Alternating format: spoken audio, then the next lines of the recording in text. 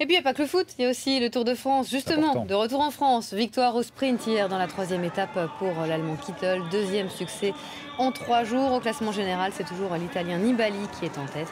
L'arrivée hier qui s'est jouée sous les fenêtres de Buckingham Palace. Si ça, c'est pas chic. Une étape qui marque en tout cas la fin de l'escapade anglaise. Les spectateurs ont adoré, les organisateurs aussi. François-Xavier de Châteaufort, Pierre-Yves Leroux, Olivier Schwartz. Au total, plus de 4 millions de spectateurs ont assisté aux 3 premières étapes du Tour de France.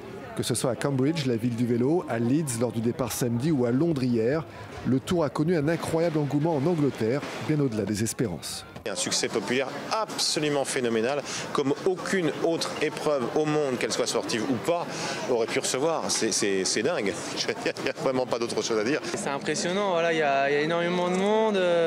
C'est ça que voilà, des fois on a même du mal à passer, donc c'est vrai que c'est incroyable. Depuis quelques années, les Britanniques se passionnent pour le cyclisme.